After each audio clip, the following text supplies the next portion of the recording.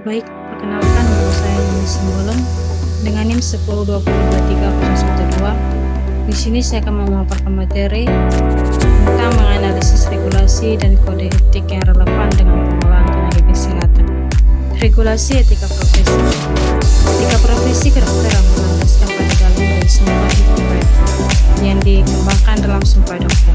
Kode etik ini juga menetapkan norma-norma untuk menghindari konflik kepentingan dan merumuskan kolaborasi dengan sesama tenaga kesehatan. Kode etik tenaga kesehatan tidak hanya melindungi kepentingan pasien, tetapi juga melibatkan tanggung jawab moral dan sosial yang diperluas. Pelanggaran HAM dalam kode etik tenaga kesehatan meliputi berbagai tindakan yang merugikan pasien atau melanggar prinsip etik yang seharusnya dikonsumsi. Aspek etik merupakan salah satu fondasi yang sangat penting bagi tenaga medis dan tenaga kesehatan dalam membangun hubungan baik dengan semua pihak selama melakukan pelayanan. Hubungan baik dengan semua pihak yang berperan dalam pelayanan kesehatan dapat mempermudah dalam mencapai tujuan bersama, yaitu kesembuhan dan kepuasan pasien. Selanjutnya, dokumen Undang-Undang Nomor 36 Tahun 2014 pada pasal 46 tentang perizinan. Yang pertama, setiap tenaga kesehatan yang menjalankan praktik di bidang pelayanan kesehatan wajib memiliki izin. Yang kedua, izin sebagaimana dimaksud pada ayat pertama diberikan dalam bentuk surat izin praktik. Yang ketiga, surat izin praktik sebagaimana dimaksud pada ayat kedua diberikan oleh pemerintah daerah, kabupaten atau kota atas rekomendasi pejabat kesehatan yang berwenang di kabupaten atau kota tempat tenaga kesehatan menjalankan praktiknya.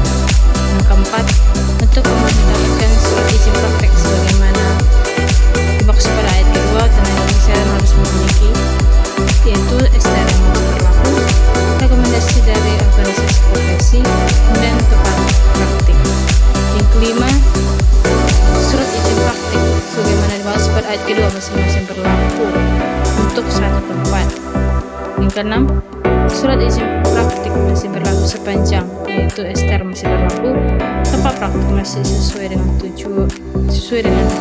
yang tercantum dalam surat izin praktik. Yang ketujuh, ketentuan lebih lanjut mengenai perizinan sebagaimana dimaksud pada ayat pertama diatur dengan peraturan menteri. Selanjutnya, pada pasal 60 penyelenggaraan keprofesian. Seperti dalam bab 10 pasal 60 dikatakan bahwa tenaga kesehatan bertanggung jawab untuk yang pertama, mengabdikan diri sesuai dengan bidang ilmu yang dimiliki. Yang kedua, menjaga kompetensi. Ketiga, bersikap dapat berlaku sesuai dengan etika profesi. Yang keempat, mendahulukan kepentingan masyarakat daripada kepentingan pribadi atau kelompok. Kelima, melakukan kendali untuk pelayanan dan kendali biaya dalam menyelenggarakan upaya kesehatan. Selanjutnya, di sini membahas pada pasal 70 rekam medis. Dalam pasal 70 dikatakan bahwa rekam medis itu yang pertama, setiap tenaga kesehatan yang melaksanakan pelayanan kesehatan perseorangan wajib membuat rekam medis penerima pelayanan kesehatan. Dua, rekam medis penerima pelayanan kesehatan sebagaimana dimaksud pada ayat pertama harus segera dilengkapi setelah menerima pelayanan kesehatan selesai menerima pelayanan kesehatan. Tiga, setiap rekam medis penerima pelayanan kesehatan harus dibubuhi nama, waktu, dan tanda tangan atau para tenaga kesehatan yang memberikan pelayanan atau tindakan. 4. Rekam medis penerima pelayanan kesehatan sebagaimana dimaksud pada ayat 3 harus disimpan dan dijaga kerahasiaannya oleh tenaga kesehatan dan pimpinan fasilitas pelayanan kesehatan. Selanjutnya di sini bahas tentang kode etik profesi.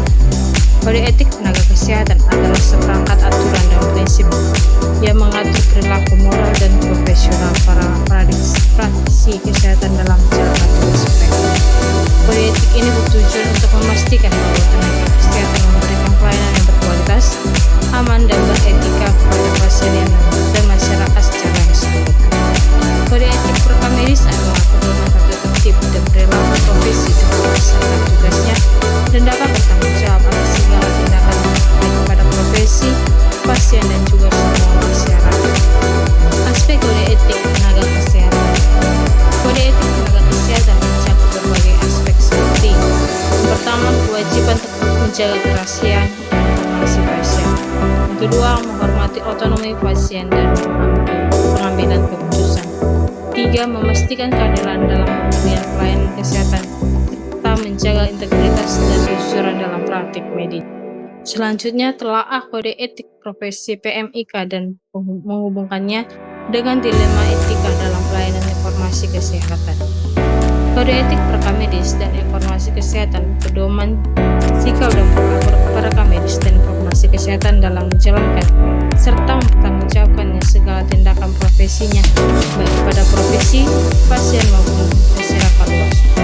Kode etik adalah prinsip-prinsip moral yang melekat pada suatu profesi dan disusun secara sistematis.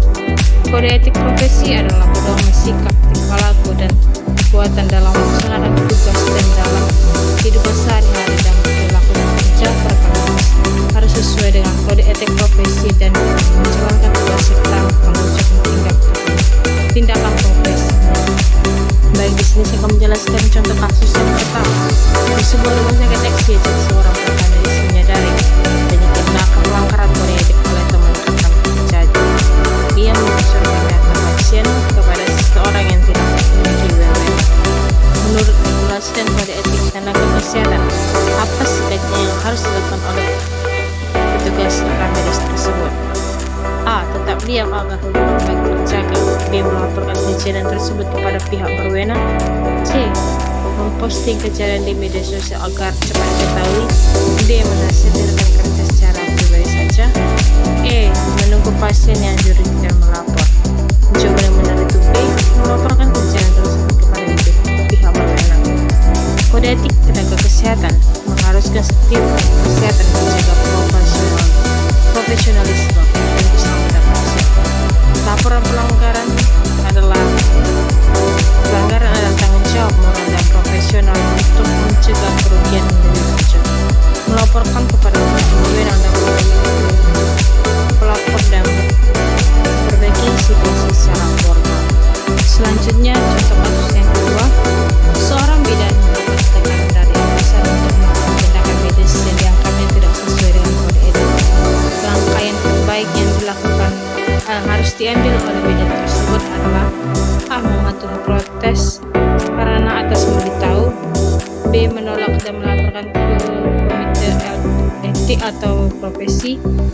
3. C. Mengabaikan kode etik demi pekerjaan yang aman. D. Meninggalkan pekerjaan tanpa mencari solusi. E. Melakukan tindakan diam-diam agar tidak ketahuan. Jawaban yang benar itu B. Menolak dan melaporkan ke komite etik atau organisasi profesi.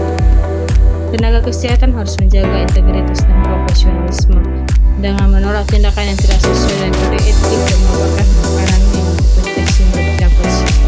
Selanjutnya, saya akan memaparkan materi tentang masalah sumber daya manusia kesehatan analisis kasus distribusi tenaga kesehatan tidak merata. Adapun beberapa faktor penyebab ketimpangan distribusi SDMK. Yang pertama itu faktor internal. Faktor internal adalah faktor-faktor yang berasal dari dalam sistem kesehatan. Yang kedua, faktor eksternal. Faktor eksternal adalah faktor-faktor yang berasal dari luar sistem kesehatan. Faktor internal, kebijakan pemerintah. SDMK yang bertujuan untuk meningkatkan jumlah SDMK, kebijakan pendidikan dan pelatihan STEM kesehatan yang bertujuan untuk meningkatkan kualifikasi dan kompetensi SDMK, serta kebijakan pembiayaan SDMK yang bertujuan untuk menjamin ketersediaan anggaran untuk penggadaan SDMK. Yang kedua, pembiayaan. Ketersediaan anggaran yang memadai akan memungkinkan pemerintah untuk melaksanakan kebijakan-kebijakan yang mendukung ketersediaan SDMK seperti rekrutmen, pendidikan, dan pelatihan SDMK. Ketiga, peraturan perundang-undangan kesehatan, yaitu peraturan tentang standar kompetensi dan sertifikasi SDMK yang bertujuan untuk menjamin kualitas SDM. Ada faktor eksternal yang pertama, perilaku masyarakat, yaitu minat masyarakat untuk menjadi tenaga kesehatan akan berpengaruh pada sejumlah SDMK yang tersedia. Selain itu, pola migrasi tenaga kesehatan juga mempengaruhi ketersediaan SDMK. Migrasi tenaga kesehatan dapat terjadi di daerah pedesaan ke kota, dari daerah terpencil ke daerah yang maju, atau dari negara berkembang ke negara yang maju. Yang kedua, pertumbuhan penduduk, yaitu peningkatan jumlah penduduk akan membutuhkan peningkatan jumlah SDMK untuk memberikan pelayanan kesehatan yang berkualitas. 3. Perkembangan ilmu pengetahuan dan teknologi kesehatan. Perkembangan ilmu pengetahuan dan teknologi kesehatan akan menuntut SDMK untuk meningkatkan kualifikasi dan kompetensinya. 4.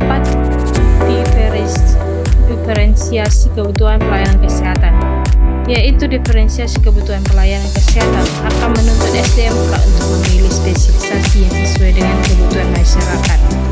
Yang kelima, peningkatan biaya pelayanan kesehatan, yaitu tenaga kesehatan yang harus menggunakan teknologi dan untuk meningkatkan produktivitasnya serta hingga membutuhkan biaya investasi dan pembiayaan teknologi yang lebih besar.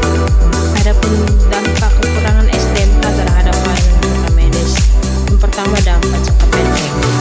Keterlambatan pengelolaan rekam medis, contohnya waktu tunggu pasien yang lama untuk mendapatkan rekam medis yang sudah lengkap. Yang kedua itu contoh pengkodean dan pengurutan data. Kesalahan pengkodean diagnosis yang menyebabkan kesalahan pengobatan dan kesalahan. Kesalahan penyebutan rekam medis yang menyebabkan data bukti. Yang ketiga, peningkatan beban kerja tenaga rekam medis. Kekurangan SDMK dapat menyebabkan peningkatan beban kerja tenaga rekam medis sehingga dapat menyebabkan kelelahan dan stres. Dampak jangka panjangnya, yang pertama, penurunan kualitas data rekam medis. Contohnya itu data rekam medis yang tidak akurat atau tidak lengkap. Yang kedua, peningkatan risiko kesalahan medis. Contohnya kesalahan diagnosis yang disebabkan oleh data rekam medis yang tidak akurat. Yang ketiga, peningkatan biaya pelayanan kesehatan. Berikut strategi penyelesaian masalah distribusi tenaga kerja di unit RS. Yang pertama, perencanaan karir dan pengembangan profesional. Contohnya itu mengadakan konsultasi karir untuk membantu tenaga rekam medis memahami tujuan karirnya dan mengembangkan langkah-langkah untuk mencapai tujuan tersebut. Yang kedua, menyediakan pelatihan dan pendidikan untuk meningkatkan pengetahuan dan keterampilan tenaga rekam medis dalam pengelolaan rekam medis dan informasi kesehatan. B. Manajemen kinerja dan motivasi tenaga rekam medis. Manajemen kinerja adalah upaya untuk menilai dan mengembangkan kinerja tenaga rekam medis. Contohnya itu mengadakan konsultasi karir untuk membantu tenaga rekam medis memahami tujuan karirnya dan mengembangkan langkah-langkah untuk mencapai tujuan tersebut. Yang kedua itu manajemen motivasi adalah upaya untuk meningkatkan motivasi kerja tenaga rekam medis. Contohnya itu menciptakan lingkungan kerja yang positif dan mendukung untuk menciptakan motivasi tenaga rekam medis. Memberikan penghargaan dan pengakuan atas prestasi tenaga rekam medis. C. Menciptakan proses kerja yang mendukung tenaga rekam medis.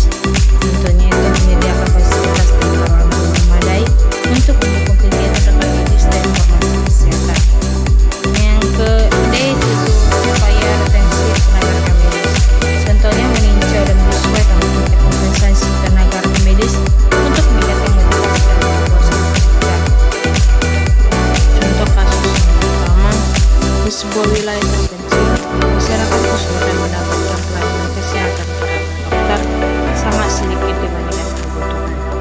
Apa dampak langsung dari distribusi tenaga kesehatan yang tidak merata ini? A. Peningkatan angka kesakitan dan kematian di wilayah tersebut. B. Masyarakat akan menjadi lebih mandiri tanpa bantuan tenaga kesehatan. C. Rumah sakit mengalami penurunan omset. D. Tenaga kesehatan menjadi lebih santai. E. Pelayanan kesehatan akan menjadi lebih berkualitas. Jawaban yang benar A. Peningkatan angka kesakitan dan kematian di wilayah tersebut. Distribusi tenaga kesehatan yang tidak merata menyebabkan kekurangan tenaga medis di daerah terpencil.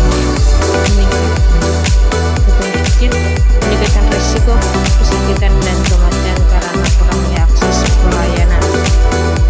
Selanjutnya contoh kasus yang kedua, sebuah daerah kota besar memiliki banyak kota, sementara daerah pedesaan kekurangan tenaga kesehatan. Apakah penyebab utama ketidakseimbangan distribusi itu? Jawaban yang benar preferensi tenaga kesehatan memilih tempat tinggal yang lebih nyaman dan fasilitas lengkap. Tenaga kesehatan biasanya lebih memilih bekerja di perkotaan karena sulitnya dan kesejahteraan yang lebih baik, sehingga terjadi kekurangan di daerah terpencil. Sekian pemaparan materi saya ucapkan terima kasih.